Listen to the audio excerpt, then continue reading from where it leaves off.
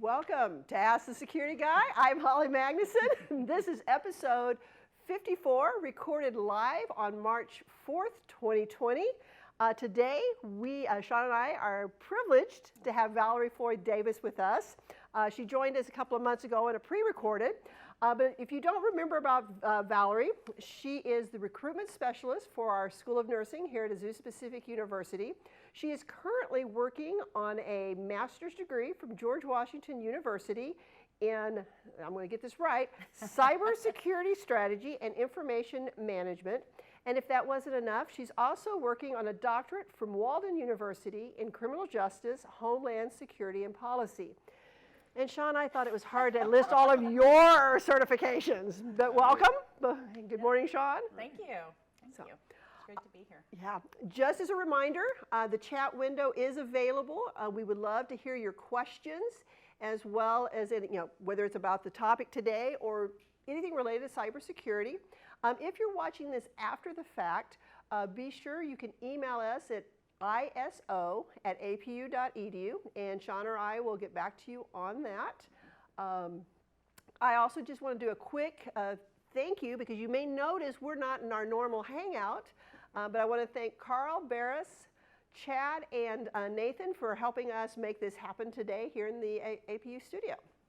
So, Shawn, Valerie, we're talking about the profile of a hacker. Yes. And my first question is to you, Shawn, because let's look at when those days before you wore a white hat. What did a hacker look like? What? Back in a land far, long time ago, boy. I would say at that time, the idea of hacking was very different. It was to see what we could do. It was to find new ways of getting things done. It was to break things to see how they broke and maybe find a better way of doing it. But that changed over time, and it really became something ugly and profit-based, and this idea that I could get something for nothing, or I could hurt somebody that I wanted to hurt through the use of technology. So it really got twisted up, and the media got a hold of the word hacker and kind of twisted it from something that used to be very positive to what it is today. When do you think that changed? I mean, was there a time that you saw it change, or was it a gradual? It was pretty gradual. It shifted over time. I think back in even as far as the early 2000s, it was still not what it is today, but it shifted, I would say between 2000 and 2008-09, it shifted pretty dramatically from being almost a badge of honor to what it is now. Yeah. In your studies and stuff, what are you seeing in the people that are out there now and what they're doing and kind of? Wow, that's a big bag. It's interesting because what I'm seeing is not what we have known from the media, film, books, TV series where the hacker is wearing a black hoodie, they're introverted, they're in their basement, they're antisocial. That is no longer the case. And that is what's so scary and why we are so excited about having this collaboration, because we really believe in the education of the public and for sure our APU community, to make sure that you all know that that hacker could be the mom next door, could be the guy at Starbucks sitting next to you who's very nice, could be someone in the airport. I found another two people who can't sleep at night over these things, so now I know I'm in good company. I thought when I started my PhD in Homeland Security that I was having issues sleeping, but it's even more so now that I've been focused on cybersecurity because of the breadth and the depth of what we're facing, which is a huge increase in cybersecurity threats in all areas right now. And it's not just for money, right? It's not just for money now. In fact, that's the really scary part, is when it was just about money, it was easy. Yeah. Because now you're just looking for purely financial gain. But nowadays, it's expanded into ideological stuff, it's expanded into religion and other context that you can't really put a dollar value on or even predict. That's right. Can you give us a good example of what we're seeing? Well, I think the thing that keeps me up at night, and people ask me this all the time, is cyber attacks against critical infrastructure. So when we talk about our power grid, when we talk about our gas mains, when we talk about water treatment and sewage even, all of those things are critical infrastructure that if you take them offline, they cause mass disruptions. Yeah. There are a number of studies done, and Valerie, you're familiar with this, on how long it would take in a power outage in a major metropolitan area for things to go from business as usual to a total de-evolution of civilization as we know it. And it's surprisingly short. Yeah. It is surprisingly short. And also, that leads into what becomes the new normal. You know, people are thinking, and God bless you for getting your emergency preparedness bags ready, but we really need to think on a cyber level as well, because our new normal may not be in 3 days. It may not be in 5 days. It may not be in 7 to 10 days. And it is a critical issue. We didn't want to scare anybody, but we definitely want to make this you know, a very priority conversation to what's happening now. The critical infrastructure is huge. I know we all love those cars that can back into parking lots on their own, and we love our traffic lights. We sometimes prefer those over stop signs, or maybe not. But the point is, the critical infrastructure includes things like your intersection lights. It includes your power, your electricity, your water. No longer is it you have to have water for your emergency bag just to drink. We're talking about your sewage, we're talking about sanitation. And so the critical infrastructure, a hacking of that could be of a magnitude where it's catastrophic. And catastrophic means, according to FEMA, is that the damage is so large that we actually would need outside resources to come from all areas to help us get through it. So our new normal, please don't think it's 3 days. It could be much more than that. Absolutely could be. And people think about hacking in such different contexts now. Everybody, it's this, somebody's hacking the institution or somebody's hacking something else. But it has become increasingly easy to hack a huge number of people. Yes. Yeah. Think about all the data breaches and the database exposures, or the credit card bureau that got compromised and millions of identities lost in one shot. And there are, almost every day, there are new discoveries of these massive databases of people and their information being compromised and out in the hands of the black market. I heard about an interesting one recently. There was so many of our cars now have electronic uplinks. Chevy does, Ford does, and pretty much all the major manufacturers have some type of real-time info uplink. Yep. And I'll use Ford as the example, although they all have something similar. Ford has a product called Ford Pass. Okay. Yep. And with that, you can, by downloading the app, you can hook up to your your smartphone and do things like unlock the car doors, or remotely start the engine, or roll down the windows, or a few other features that are part of that, and track its real-time location. Okay, so what happened recently was a gentleman rented a vehicle, installed the Ford Pass app, enjoyed it while he had the vehicle, turned the vehicle in, but now, almost 13 months later, still has access to that vehicle. Wow. And he has randomly opened up the app on his phone and say, oh, the vehicle I rented is in Missoula, or is somewhere else, right. or somebody's driving it right now down the freeway. Maybe I should unlock the doors while they're driving, because he has full access to do that. So here's another example of inadvertent hacking. That's right. A good thing without proper security controls has been taken and is easy to misuse. The only thing that's required to make use of this is to have the VIN number of the vehicle. That's right. That's it. Which is easy to do, because if you look, I know in my car, if you look just down through the front window, the VIN number's right there. Exactly. You just take a picture of it. It's very easy. is getting into terrorism, isn't it? Just a little bit.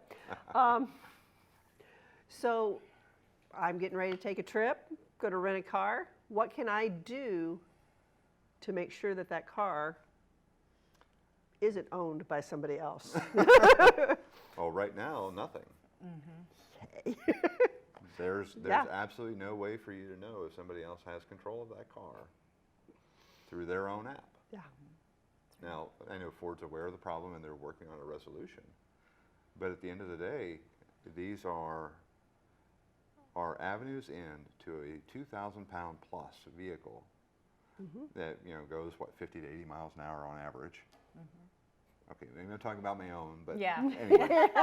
Yeah. But realistically, you've got control of a large potential tool. Okay, that's not scary. No, not at I'm all. not disturbed by that at all. Yeah, so I'm going to try to think of a happier note to move us toward. Let me look at my no questions yet. Again, if you have a question for Shawn or Valerie on this topic, please feel free to share it in the chat window.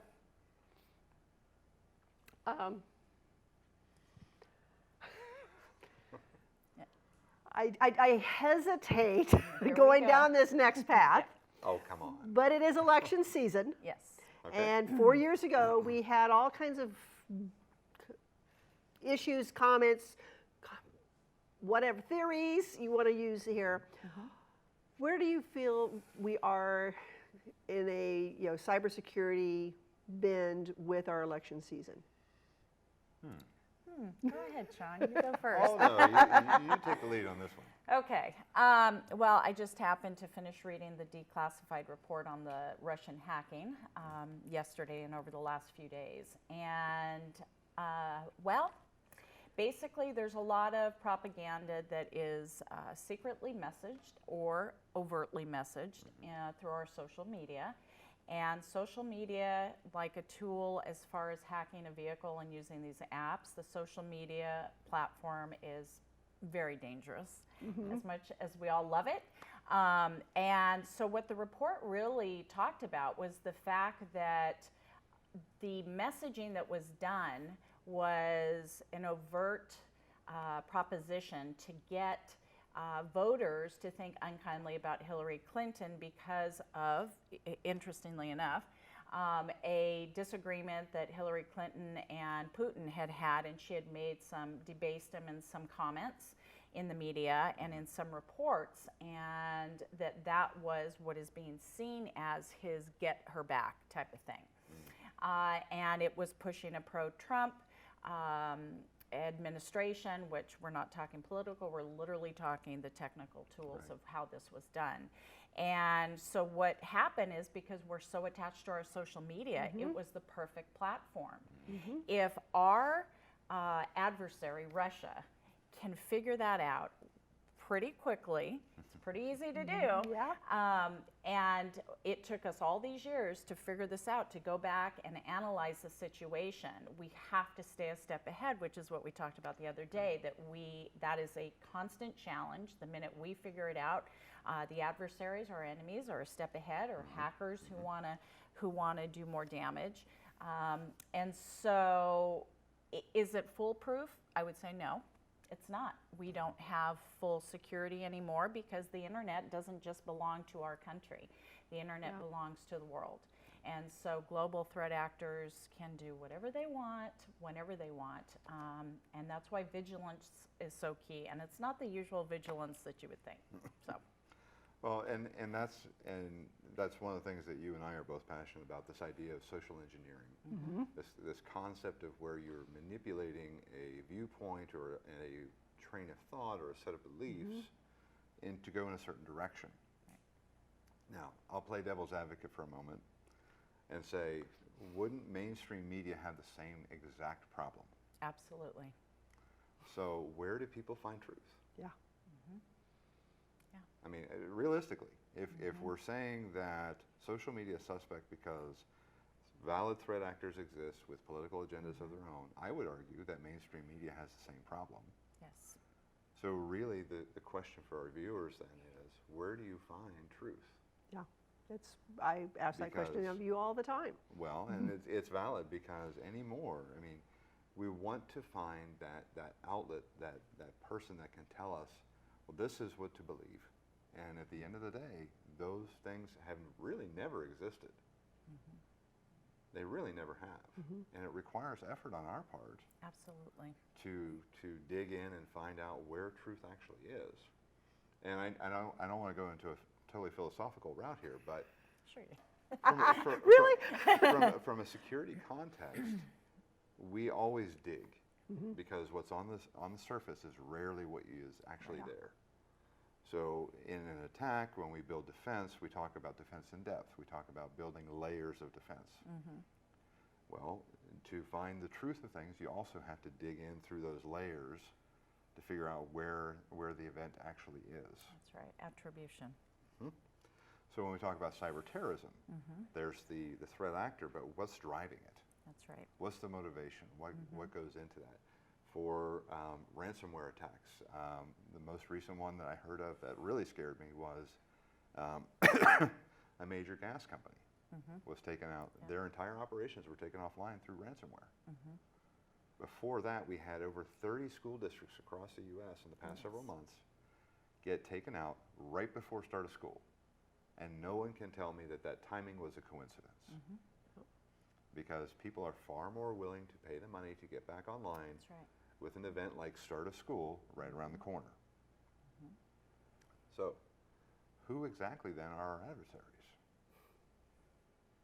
Well, so I think that based on what we've talked about before is malicious intent. As we started earlier, what does the profile of a hacker look like? It is not just the guy in the hoodie in the basement. And so what Shawn and I have talked about with Holly also very passionately is how do we figure out a metric for measuring malicious intent? How does somebody, whether it be an IT person in a huge aerospace company, because there was a hack, we talked about that, that started out as a great programmer, worked there 15 years, and then finally pushed the button and stole all of the plans and things like that for some military planes. And so what made that person do that? It turned out that he was actually ordered by a country to do those things. But that doesn't mean that in the big scheme of things, it's if you will, the little person that wants to hack, right? It's not just about the big espionage and the intellectual property.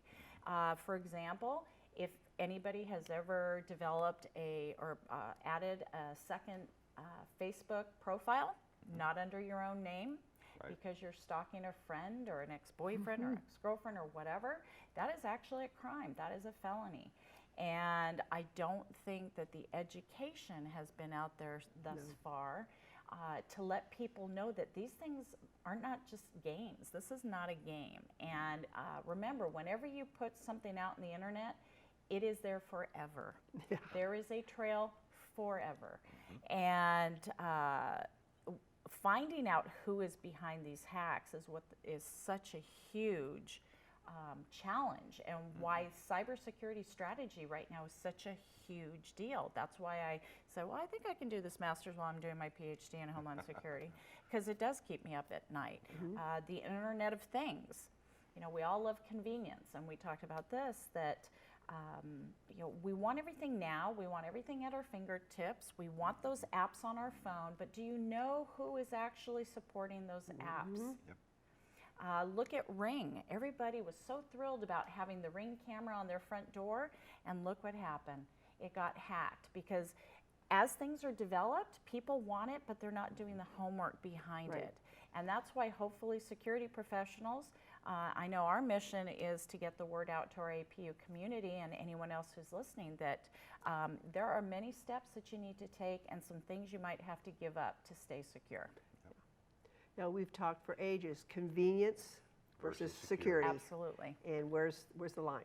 Should we give that example about our updates? Yeah, let's do that. So I'm sure we all here at APU have gotten those Citrix updates. It's time to update your updates. And how many of you have been busy in the middle of a meeting or in a document, or you're working on a report and you hit dismiss? Doing that is opening us up for threats, and threats into not only our APU system, but your own system. For example, I was researching some things the other day, and just by articles I logged into, I ended up with viruses on my computer. So you have to do your updates when that little box pops up, because that's what Shawn and Holly do. They make sure that we're secure. So I've done it. I don't do it anymore, but please hit update when you see that. Yeah. So it's important for everybody to remember too, each and every person who works at APU has a level of access to a certain type of data or certain type of system that either impacts other staff members and faculty members and our students. And the sizes and the groups vary depending on their level of access. Right. But part of the data that APU maintains is yours. That's right. So the interest that you should have, and I absolutely have, is in maintaining protection of my own data too. Because my stuff's in the APU system. I work here, I've worked here before. We've had people who are students here, and both, our data is embedded in these systems. So when you take good security controls and when you use them appropriately, and when you don't hit postpone for 3 months. It happens. It does. It matters. Every little bit matters. The hackers are out there. This is a game. Absolutely. It's cat and mouse. They find stuff, and the manufacturers fix it. They find stuff and manufacture. The problem is there's a time delay. They find stuff and they use it for a while before anybody else knows about it. And the damage that's done in that window varies, but it's always there. So, I mean, you can't trust AV 100% because there's a time delay from when somebody creates some new and novel way of breaking things to when the AV companies figure it out and fix it. And AV would be antivirus, in case you are not picking up on the acronym. But interestingly enough, we're seeing a change in the industry that's really positive. And that is through the idea of bug bounty programs, where motivation, still financial, Right. but on a positive side, where companies like Microsoft and Oracle and actually all kinds of companies now are doing it, where they're offering to this black hat or gray hat or even white hat community, these security researchers, as more generically known, a bounty for finding stuff and reporting it responsibly before you just hang it out on the internet for everybody to see. That's right. That's been taking off like wildfire, and it's gotten to the point now where people are actually making very successful careers. There's a kid in Venezuela who's a millionaire. Wow. That's a little frightening. Nice. Teenager is a millionaire for finding just Microsoft bugs. And he's the first bug bounty millionaire. Wow. Well, Nice. that tells you how big the problem is, It does. which is frightening. Yeah. But I have to extend kudos to Microsoft and others Absolutely. for finally turning around and saying, look, we recognize that this is a thing, and we recognize that there's a way to get paid for it, and we'll offer it to you legitimately, rather than we're just going to sit here and hide behind our closed garden and put our blinders on. That's right. And it speaks to, you said about reaction, right? What's happening is we are reacting to viruses, Trojans, malware, because we're trying to get ahead of it. What we need to do, and what we're trying to educate people on, is to do your preventative measures. Just like you're getting your emergency bag ready for an earthquake or a flood or a fire, you have to prepare your networks, your systems, your devices. A cell phone really is not a cell phone any longer. It is a device, and it has all the capabilities, and it has all the vulnerabilities as well. So if you want to safeguard your money at the bank, right, like you said, you want to have that same type of vigilance through all of your systems. You don't want your money to go anywhere and be hacked and taken out of your account. So do everything you can to protect that. Well, that also means everything else. Maybe you don't get a Ring doorbell. I mean, there's things that we need to give up if we really, really want a secure environment, but I don't know that Americans are willing to do that. I mean, we're all finding out how bad the cyber threats are, And speaking of money, in the first quarter of 2016, $1.33 billion was paid out to cyber actors by victims of cyber hacking. First quarter, $1.33 billion. And just in that quarter, there were more cyber attacks than all of 2015, with a 300% increase. Yep, absolutely. And I don't think we've gotten numbers yet for there's 17 or 18. yeah. Not yet, Waiting but for those. They're going to be dramatic. Yeah, based on the news feeds that we've seen just throughout the year, 2019 is shaping up to be another record year. Yes. Sadly. Sadly. Records we don't like, but But you know, it's interesting. Things like multi-factor authentication. Right. Is it foolproof? No. No. But it is a level of difficulty that makes you far less likely to be a victim. yep. That's right. So if you're just sitting out there with your username and password, and somebody gets a hold of your credit card company, okay. I actually had my Netflix account. Somebody went after my Netflix account and shut it down recently. Oh, wow. Because Netflix doesn't have any type of verification process. Okay. It was a minor annoyance, but still. Yeah. I mean, I have every security control possible enabled on all of my stuff. But here's a company, Netflix, and I will absolutely throw them under the bus. I know, I'm like, okay. You should just name names today. He's naming names. I'm naming names. Oh, yeah. Should we name names? So because they did not have any kind of appropriate verification process, somebody was actually able to get in and authorize them to close my account. Prank, whatever, I don't care. Right. But what it highlighted to me was there's a complete lack of controls. That's right. And I actually got on the phone with them and said, okay, so what can I do? What can I turn on your system to prevent something like this from happening again? Well, Mr. Corn, we don't have anything. What do you mean? How is that possible? Well, we've never had to do anything like that. Okay, well, clearly I'm a use case for you now. So now what? So I'm really curious to see. No, that's kind of crazy. What are they going to do or not do? So, but the simple things. I have a phone in my pocket. I've got a one-time code on an app that enables me to log in securely into a site. Yep. Okay. That's a whole lot better than a username and password by itself. That's right. And then we talk about passwords. I love talking about passwords because I hate them so Dad, much. let's do that. How many in our audience use one password for multiple things? I'm sure a lot. I'm just throwing the question out Yeah. there. Well, no one in the chat's going to own it if they do. True. So, Although I know. A couple of them might own it and then go fix it. yeah.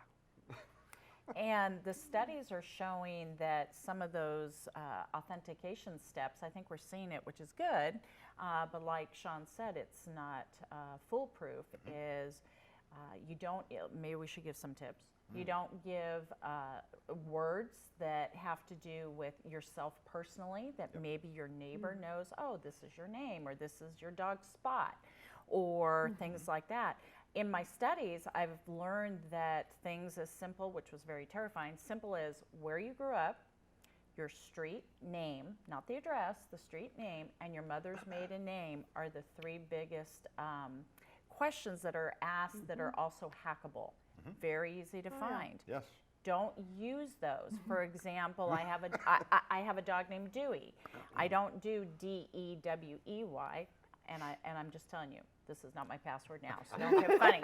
I now do D3W3. Why? If you have a hard time remembering something, there's a way that you can actually do your own encryption with it so that nobody else knows it.